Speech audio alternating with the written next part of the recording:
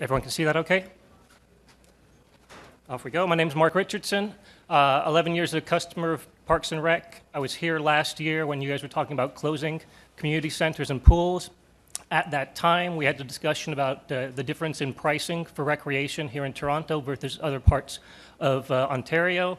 Thankfully, the proposed closings were canceled last year. So I got to ask a few more questions. And the main one is, do the policy guidelines and operational practices of the Toronto Recreation Department ensure the long-term viability of programs and facilities? Big question. Why do all Torontonians pay the lowest recreation user fees in the province of Ontario and maybe in Canada? I did a chart. You saw it last year. It's still on the web. The links are there. This is a reality. You limit your capacity because of the amount of subsidy you give to everybody. So it's Saturday at 7 in the morning. It's parental mission control with people trying to get in to the limited number of programs that are available. Why do all Torontonians pay the lowest recreation user fees in the province? A non-resident pays a $36 non-resident fee in addition to the program fee. A non-resident pays $71 in non-resident fees for a free program. So these aren't non-resident fees, these are resident subsidies. Does every person with an M postal code really need the full subsidy from general revenue? The people of Rosedale have an M postal code, the people of Danzig have an M postal code. The difference is the people of Rosedale live closer to a recreation facility.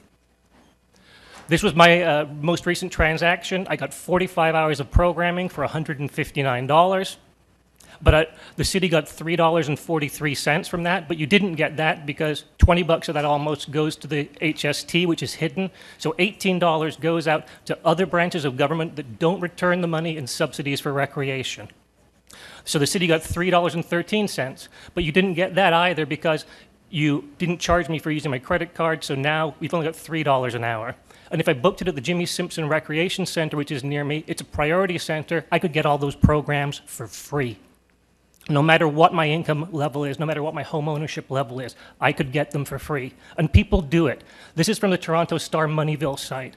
Somebody who's talking about how she got $225 worth of synchronized swimming and bronze cross lessons for free at a priority center. Now, maybe she needed them, but considering that her most recent article on the Star was about how to spend a 5-hour layover in Rome, was $225 the best use of revenue to subsidize these programs? How many swim to survive spots could have been provided in an at-risk neighborhood with that $225? Doesn't make sense. The priority centers are in mixed income communities. I've got maps for you. The Star is the priority center. The circle is the 1.5 kilometers around the priority center. The dots and the number of dots are the number of $600,000 plus houses in each of those catchment areas. There's one for every priority center. Thank you, Mr. Richardson. Are there any questions for Mr. Richardson? No one? Okay, Mr. Richardson, I'll ask you a question or two if I can get through. I'm surprised no one else has questions, personally. What would you like me to put up on the chart there? Income, revenue? For 2013, don't put anything up there because you can't make these kind of structural changes.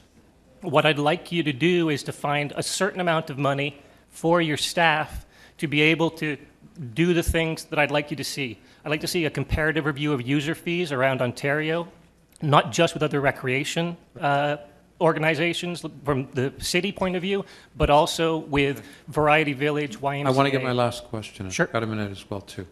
There is a philosophy with a number of councillors here in Toronto that recreation programs should be free.